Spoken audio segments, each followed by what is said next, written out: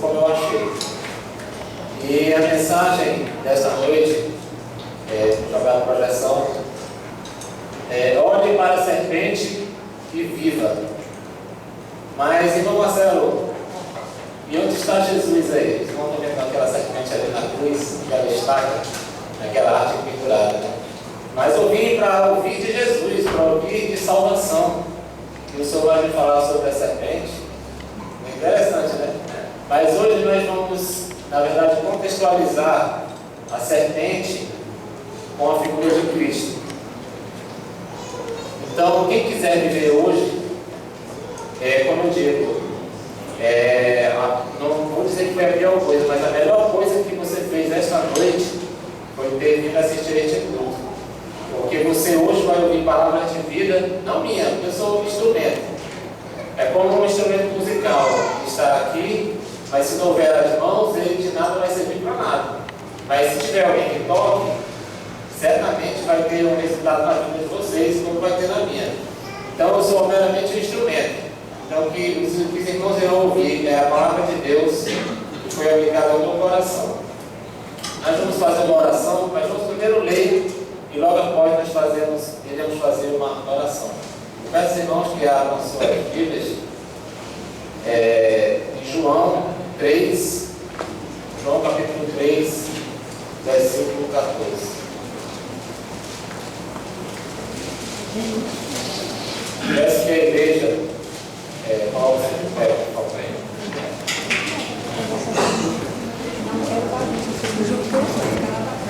A igreja encontrou um amém. Amém? Então diz assim a palavra do Senhor.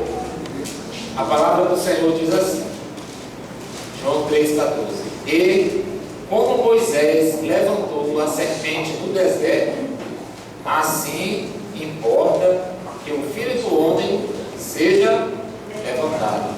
Irmãos, vamos ler todos? Já?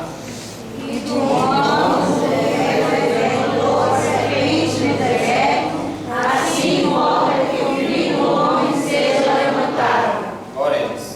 Nosso Deus, Pai Criador dos céus e da terra, nós, ó Deus, somos gratos, Senhor, por termos este privilégio, Senhor, de estarmos aqui, ó Deus, com saúde, de estarmos, ó Deus, aqui na tua casa de oração. Quero te pedir, ó Deus, neste momento, que tu venhas se perdoar os meus pecados, os pecados, Senhor, da tua igreja, Senhor. Certamente, ó Deus, tu és o nosso advogado. E em todos os dias, Senhor, tu não fica sobrecarregado em nos perdoar, porque tu diz que tu és o nosso advogado. Então, todos os dias, ó Deus, tu estás resolvendo as nossas causas. E para aqueles, ó Deus, que ainda não têm vida, que não olharam ainda para ti, Senhor, para que eles possam ter os seus pecados cancelados, como tu cancelou, ó Deus, o pecado da tua igreja.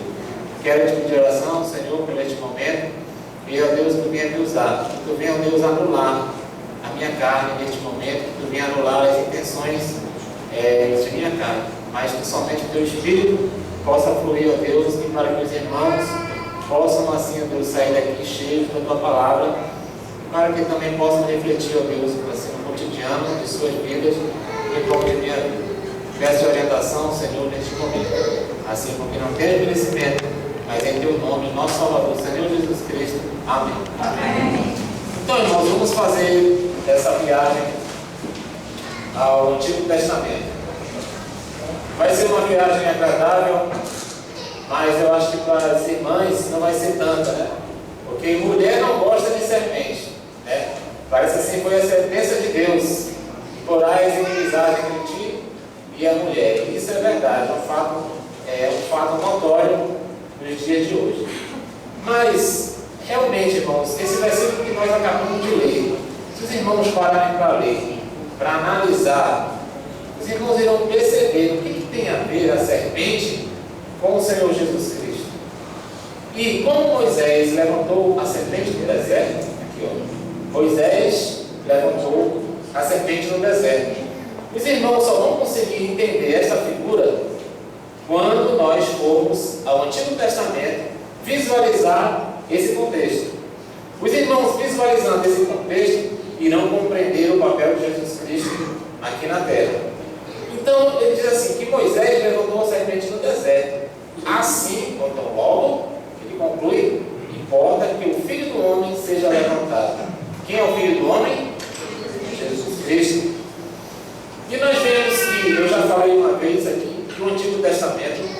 ele é o palco, ele é esse púlpito, ele é essa parte de cima, na qual onde todos os atores e atrizes serão colocados, cada um em sua disposição. Vemos que a figura central do Antigo Testamento aponta para quem? Para Jesus Cristo. Se formos ler Isaías, lá diz quem era Jesus Cristo. Ele tomou sobre si as nossas dores, ele levou sobre si as nossas enfermidades. Dele não havia beleza alguma. Ele era um homem feio, na verdade. Jesus, pela descrição ali, pelos atributos físicos dele, ele não era muito bonito, não. Até porque no Oriente Médio, se você vê a fisionomia das pessoas que habitam lá, né, não são pessoas muito bonitas, né? Como nós. Então vamos lá. O Antigo Testamento prepara para o Novo Testamento. Quem é a figura central do Novo Testamento? Jesus. Agora sim, não só está eu aqui em cima, ao meu lado está Jesus. Eu quero que os irmãos entendam isso, que tanto o Antigo Testamento como o Novo Testamento, eles têm um elo entre si, que é a figura de Cristo. Então, o que aconteceu nesse contexto era a figura de Cristo. Agora, irmão Marcelo, como você vai nos explicar e contextualizar isso? Nós vamos abrir nossa Bíblia agora em Números, capítulo 21.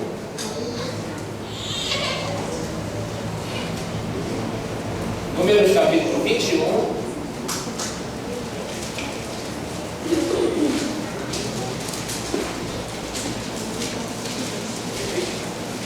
Números, capítulo 21. Irmãos, ultimamente a igreja tem sofrido com várias traduções.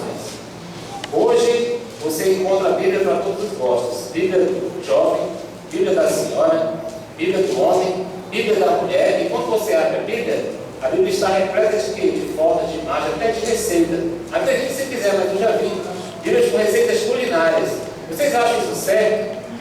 Não, irmãos, não é isso. A Bíblia deve ser unicamente exclusiva com o propósito de quê? De transmitir o Evangelho. O que significa Evangelho? Boas novas. Mas é isso aqui. É o mercado que está falando alto, então tem Bíblias a todos os gostos. Só não tem Bíblia para idoso, né? Será que vocês também não pararam para pensar nisso? Então você vê que é capitalismo. E por que eu resolvi colocar aqui? Porque eu creio, irmão, que se Jesus estivesse hoje, ele iria usar esse recurso. Porque na época, e há versículos que dizem que a gente tem que fazer o que está à mão. Então, se eu tenho aqui, fica melhor dos irmãos compreenderem a mensagem, fica melhor de captar. Já é provado que se aprende mais olhando e ouvindo do que meramente só falando. Então, vamos entender. Eu coloquei por causa da linguagem, a linguagem que é una, é universal, todos vão entender. Porque se eu for ler aqui, eu aposto que na igreja tem várias Bíblias de várias traduções. E aí ninguém vai entender nada. Então diz assim, em Números, nós vamos ler os versículos de 4 ao versículo 9. E diz assim: o povo, versículo 4 de 21. Amém? Já está aqui, né? Amém. Diz assim: o povo se tornou impaciente no caminho. O povo se tornou impaciente no caminho. Versículo 5. E o povo falou contra Deus e contra Moisés. Olha só a interação do povo.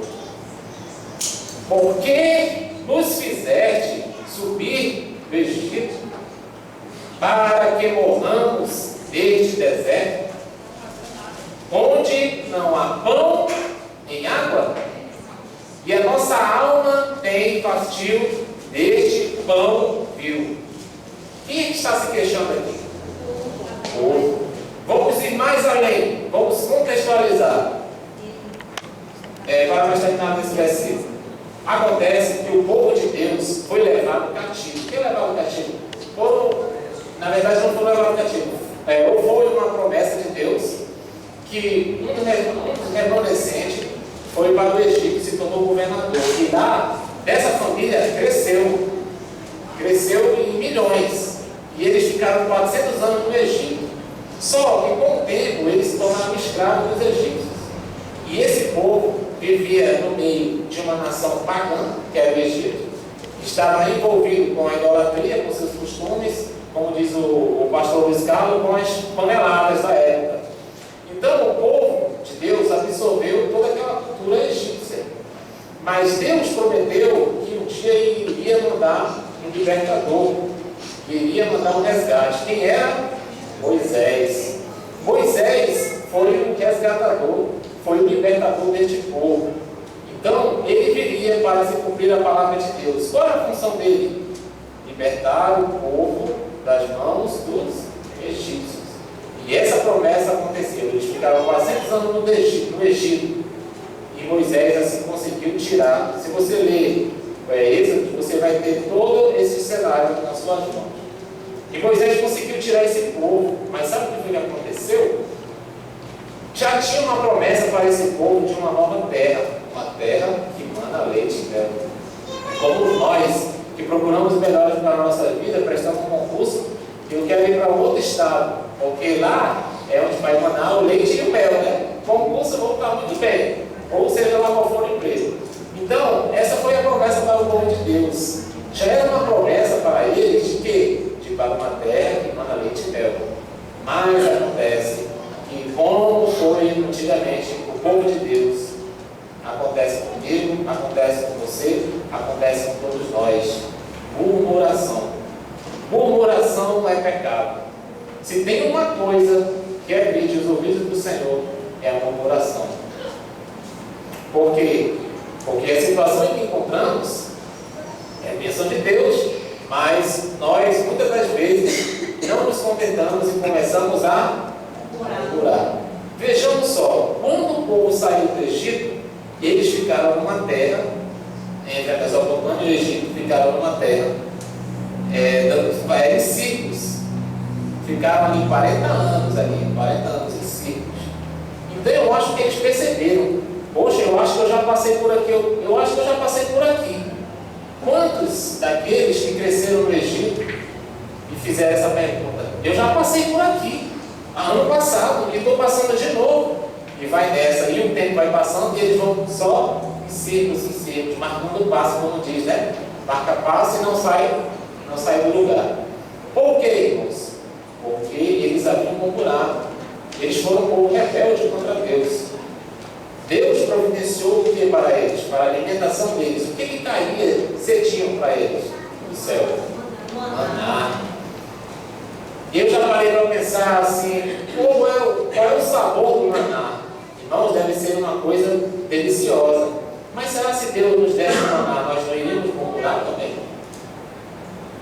E aí? Certamente que sim, irmãos. Nós murmuramos contra Deus. E todos os dias o povo tinha esse maná. E tinha uma ordem, que era para recolher só o suficiente. Mas não, eles queriam recolher e guardar. Sabe o que acontecia? Estragavam. Então o maná representa Jesus Cristo, o pão da vida. Olha só, para você ver aonde estava o pensamento deles. Olha só, por que Moisés nos fizeste subir do Egito? Eu imagino eles indagando com maior ódio no coração, com maior raiva. Por que Moisés nos fizeste subir do Egito para que morramos neste deserto, onde não há pão nem água? Onde não há pão e nem água? Mas não tinha um maná lá e ele está reclamando de pão. Sabe o que é isso? O velho homem. Eles tinham já o maná, mas eles estavam pensando naquele pão da padaria, aqui fermentado, né? Eles estavam pensando nesse pão, eles não estavam mais pensando nesse pão. Olha só o adjetivo que ele deu ao maná. Olha o que ele diz: e a nossa alma tem fartiu desse pão vil. O que é vil? Não faz causa. Consideremos o seguinte exemplo: hoje é ceia, a mesa está aqui, levanta-se o irmão aí do banco, chega aqui, olha assim o pão, vê o vinho e dá-lhe assim uma mãozada assim: é este pão, eu estou enjoado deste pão, e bate assim, bate no vinho, bate no pão, e os elementos da mesa, o pão e o vinho caem no chão. Isso não é blasfêmia? Agora, compare você reclamando do maná. Compare. Deus fez aquilo que o amor encaminhou a eles, e eles estavam reclamando do maná. Para você ver, ele diz que eles já estavam fartos disso. Isso é murmuração. Eles estavam falando contra Deus, falando contra os líderes apontados por Deus e falando contra os seus presentes graciosos, que era o maná, que durante a noite tinha uma coluna de fogo para clarear eles, que durante o dia tinha uma nuvenzinha lá para dar sombras a eles, e mesmo assim o povo estava murmurando. Você sabe o que foi que Deus pensou? Ah, vocês estão murmurando, eu estou dando estou dando luz para vocês durante a noite, estou dando calor, estou dando alimentação. Nem uma sandália dos nossos pés vai ser consumida, não é verdade? Não se consumiu. E este povo continua nessa sua insensatez, com os pensamentos lá no Egito, pensando no pão, nas toneladas, como diz o pastor, de carne, daquelas coisas que já se passou, que tudo é para ser novo. Ah, vocês merecem saber o quê? Peia, eu vou dar peia em vocês. E vamos ver o que foi que realmente Deus fez para que este povo sofresse as suas consequências, devido à sua murmuração e à sua rebeldia contra ele. Este povo deve ser picado por cobras e morrer. Veja só. Será que nós estamos preparados para uma praga aqui em Manaus? Quantos de nós estamos preparados? Uma praga de piolhos, uma praga de rãs, né? É interessante isso. Deve ser muito complicado, irmãos, uma praga de serpentes. Eu creio que era assim no deserto. Vocês sabem que as serpentes, elas se escondem e elas aguentam aquelas altas temperaturas, elas são muito sagazes, né? E elas conseguem realmente pegar as suas presas. O que foi que Deus fez? Deus, pode voltar lá, por favor. Deus disse assim: esse povo tem que ser disciplinado. E Deus faz isso com a gente, não quando a gente erra. Deus nos disciplina, mas só disciplina aqueles que são seus filhos. É aqui mesmo. Então o Senhor mandou entre o povo serpentes abrasadoras. Tá? Não mandou qualquer serpente, não. Ele mandou uma serpente abrasadora mesmo, aquela mesmo que, quando ele pica, meu amigo, você morre mesmo. Que mordiam o povo, olha só. E morreram muitos do povo de Israel. A humanidade, irmão, está picada pelo pecado. Todos nós já fomos picados por víboras. Todos nós, desde uma criança do seu ventre, ela já nasce picada por Satanás. Por que por Satanás? Porque quando ele tentou a mulher, ele veio em forma de serpente, que não tem nada a ver. Mas aí, com a sua sagacidade, ele conseguiu, ele levou ela e induziu ela a ele. E assim ela o fez, aquilo que Deus tinha ordenado que não era para fazer. Você, meu caro amigo, você já nasceu envenenado. Eu tenho veneno dentro de mim. Você tem um veneno dentro de você. Mas este veneno não surte mais nenhum efeito. Quero dizer a você que você precisa de Jesus. De que você precisa deste antídoto. Você precisa olhar para ele. Você precisa olhar para a serpente para ser curado. Então nós vimos aqui que a única solução para calar a boca desse povo era Deus dar uma peia nele. E é isso que Deus, irmãos, faz com a gente. Nós também estamos passivos quando nós somos murmuradores, quando a gente se levanta contra o Senhor com rebeldia e pecado. Então ele diz assim: então o Senhor mandou entre o povo serpentes abrasadoras que mordiam o povo. Você sabe o que é isso? Isso é ira. Isso é ódio. Porque se Deus está determinando que as serpentes morram ou para que eles morram, Deus está muito chateado. Deus está revoltado.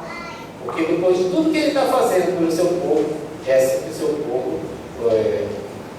o seu povo reflete a Deus através das suas atitudes. Então, meus queridos, Deus está aqui com ira, com ódio.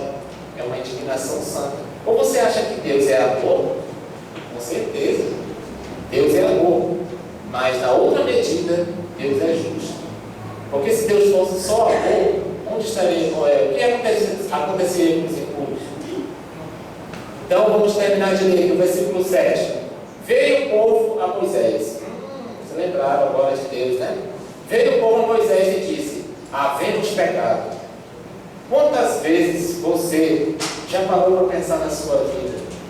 O modo de vida como você leva, o que você faz, o que você deixa de fazer. Alguém já te falou deste amor de Cristo? E o povo aqui reconheceu que eles estavam em pecado, estavam em rebeldia contra Deus. Ele diz: havemos pecado, porque temos falado contra o Senhor e contra ti, contra Deus, porque estavam rejeitando as bênçãos de Deus na vida dele. Muitas das vezes nós estamos em situações e achamos que Deus não está conosco. Muitas das vezes estamos esperando algo e disse: Senhor, eu desamparados. Mas muitas das vezes é Deus testando a nossa paciência. Vocês pensam que eu não passo por isso? Por esperar, e a gente acha que Deus nos abandonou. Eu quero te dizer que Deus está mais presente do que é no silêncio. Podem ter certeza disso. Seja, meu irmão, qual for o seu problema, Deus está contigo. Não murmure, espere. O povo aqui não soube esperar, por isso que eles não conseguiram entrar na terra. E ele diz assim, porque temos falado contra o Senhor e contra ti, Moisés. Até o povo de Moisés, que era líder deles, estava sendo alvo do povo, do que o povo falava, do que o povo achava de Moisés. Tudo isso acarretou disciplina sobre eles. Ele diz assim, ora ao Senhor, que tire de nós as serpentes. Então Moisés orou pelo povo. Você vê aqui que o povo já estava sofrendo. O versículo anterior diz que muitos morreram em consequência das picadas das serpentes envenenadas. Então a única solução era se virar, ir com Moisés e pedir que Moisés intercedesse para que Deus os livrasse. Interessante, irmãos, que Deus é Deus. Deus podia matar todas as serpentes, né? Mas o que foi que ele fez? Ele não tirou, não. Como nós vamos ver mais adiante. Vamos ler o versículo 8, pode passar. Disse o Senhor a Moisés, faz uma serpente abrasadora, tá? Ele disse, não pegue uma serpente viva ou uma serpente morta. Ele disse, faz uma serpente abrasadora, põe-na sobre uma haste. O que é haste? Pode ser assim um tronco e de lá você coloca ela em cima, fica pendurado. E será, e olha só o que vai acontecer, e será que todo mordido que a mirar, ou seja, que a ver, o que? Viverá. Veja a solução que Deus está dando ao seu povo. Deus jamais vai matar as serpentes. Eles vão ter que conviver com o pecado deles. Vai ter que conviver com as consequências do seu pecado. E é isso que ele está dizendo. Mas vai viver com as consequências, mas Deus vai dar o livramento. Vejamos aqui, versículo 9. Fez Moisés uma serpente de bronze. Aí, alguém vai querer me pegar. Mas Deus não condena a idolatria? Mas eu tenho uma resposta para isso. Você acha que é trazer uma mensagem despreparado? Mas eu não vou entrar nessa questão. A questão aqui, o objetivo aqui não é a idolatria.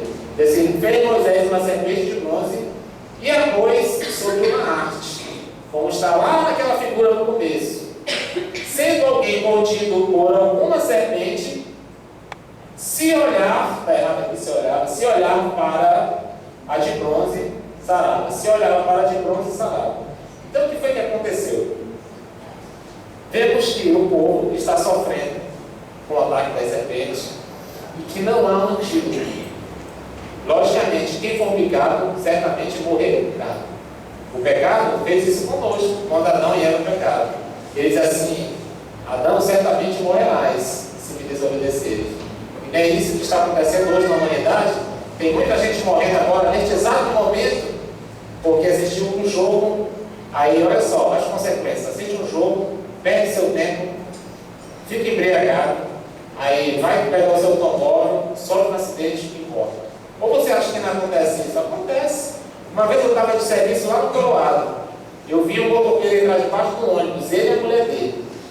E ele vinha sem capacete, um capacete aqui no cotovelo, com a blusa do Flamengo e a mulher com a bandeirinha do Flamengo.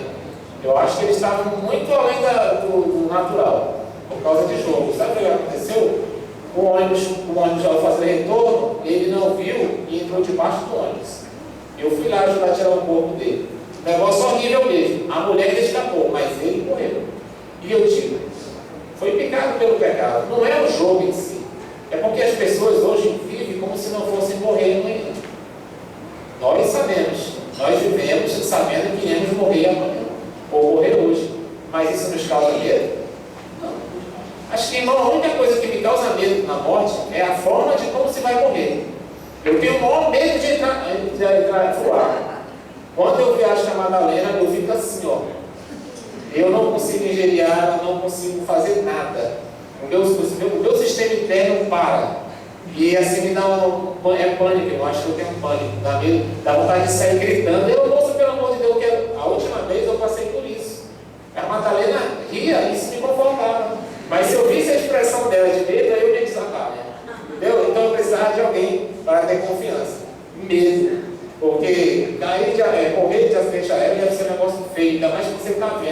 sendo a sua carne dilacerada e tudo mais. Sei que meu espírito está salvo, sei que se eu morrer, estarei na glória com o Senhor. Mas é a forma que me preocupa. Então, o pecado, a serpente picou a humanidade. Então, hoje as pessoas vivem uma vida achando que não vai morrer. Então, olha só. Então, o cidadão estava envenenado e para ele não morrer, o que ele bastava apenas o quê? Só olhar.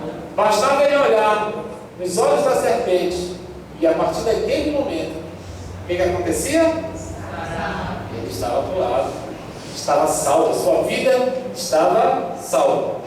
Agora nós vamos fazer algumas observações deste contexto veterotestamentário. Palavra bonita, né?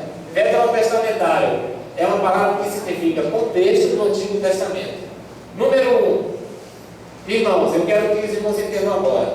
Volta lá para a serpente, lá? Primeira. Aí, depois, quer dizer. Aqui. Estão vendo aqui? Moisés segurando a arte, a serpente aqui. Na verdade, Moisés não segurou, ele colocou e deixou lá. E aqui nós vemos um cidadão, acho que essa menina, né, que está envenenada. E ela só bastava olhar para a serpente e era curada.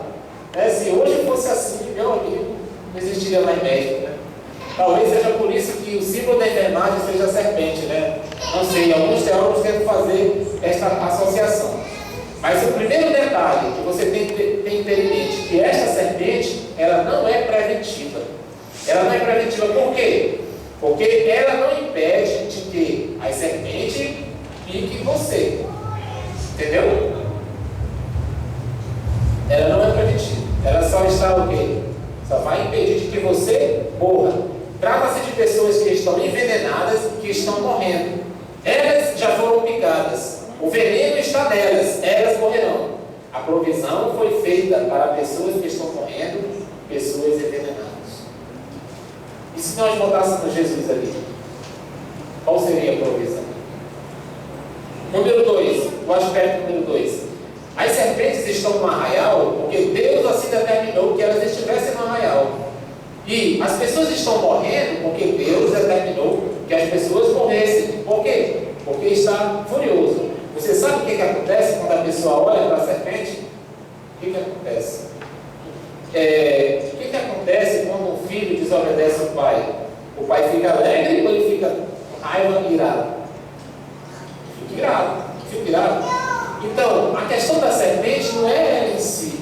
A questão da serpente não é o envenenamento em si, mas é uma palavra de 3 letras, que se chama ira. Entendeu? Enquanto a humanidade caminha sem tomar uma decisão, sem uma mudança de vida, essa pessoa está em rebeldia.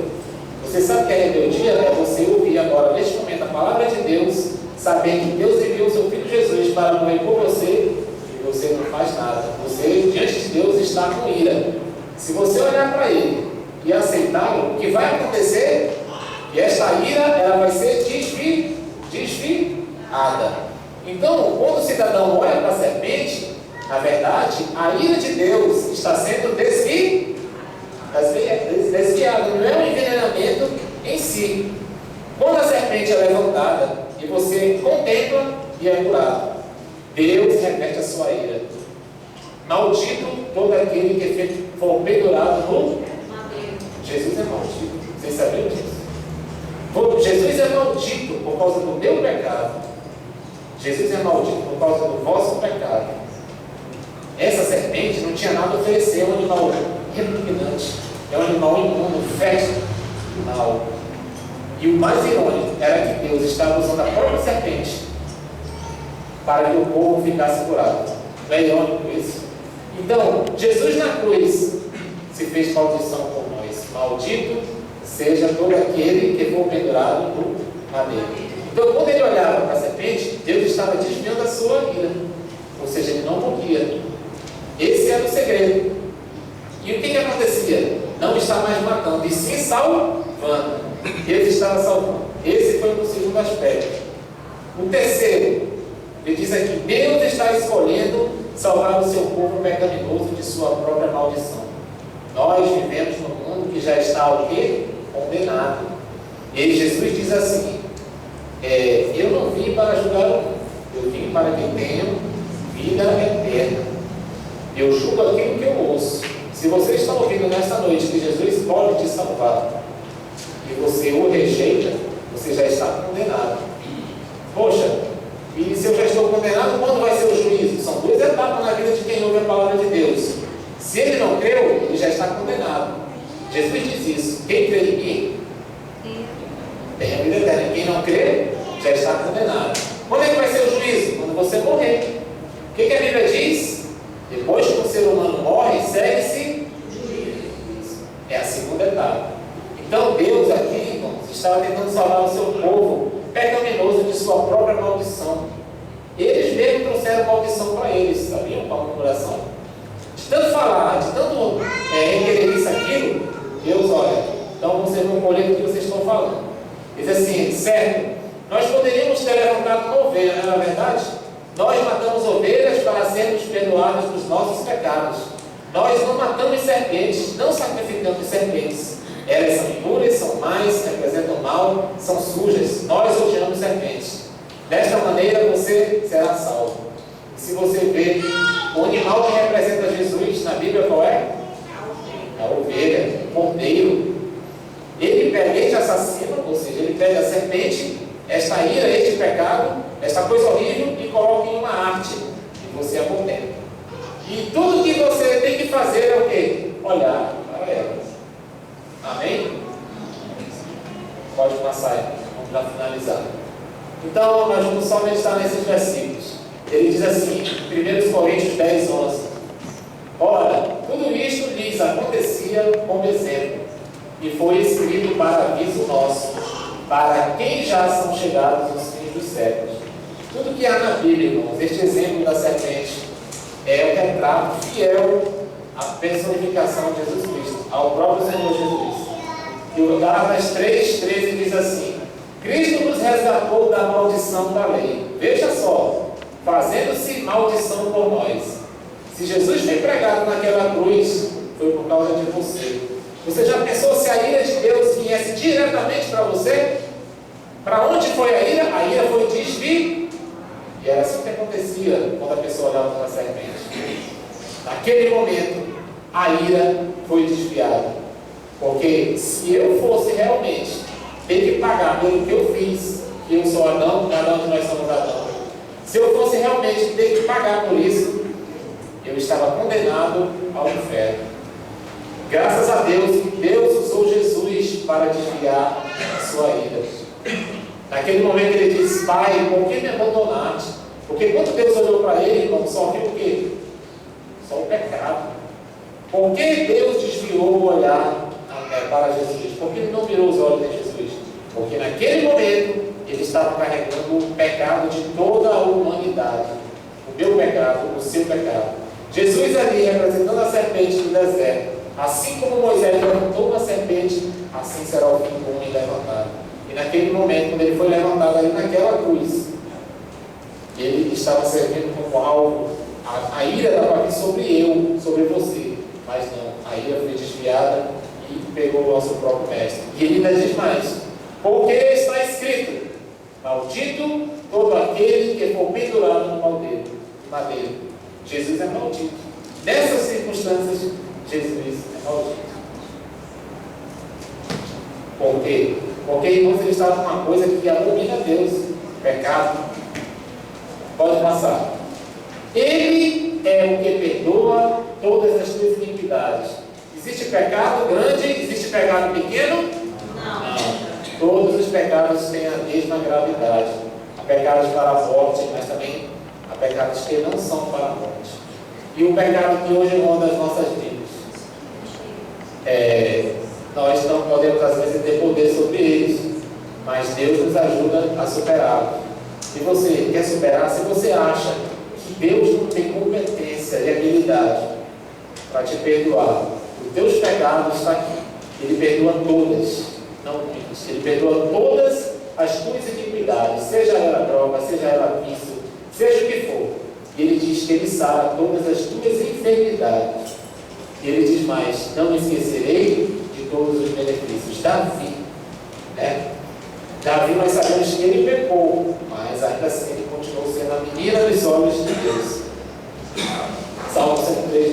para nós finalizarmos. Vamos ler todo mundo. Já.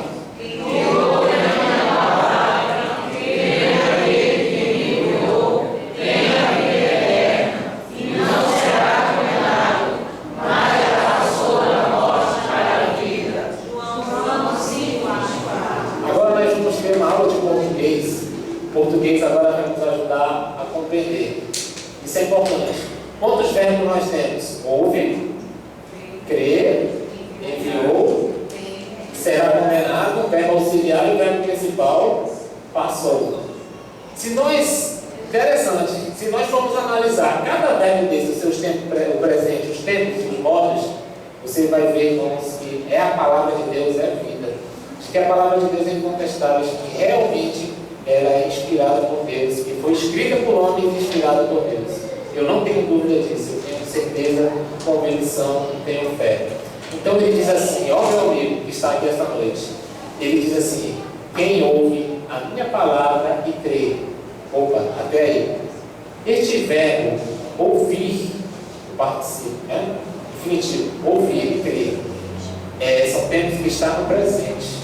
Qual o presente nosso agora? Você está me ouvindo. Quem ouve, você está ouvindo.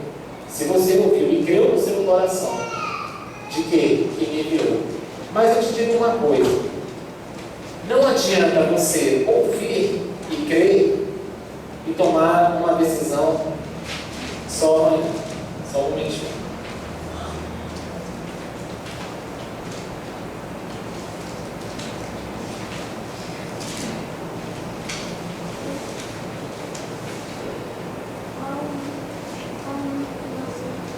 Então, ouvir e crer é uma coisa que você pode ou deve. Eu recomendo a você que você deve fazer isso agora, neste exato momento. Você deve o quê? Ouvir e crer naquele que me enviou. O verbo enviar está no passado, mas está subentendido. Enviou quem? Jesus Cristo. Então, aquele que crê em Jesus Cristo. Qual é o outro verbo? O verbo ter. É instantâneo. Tem a vida eterna. E ele diz assim, e não será condenado. E no finalzinho ele diz, mas já passou da morte para a vida.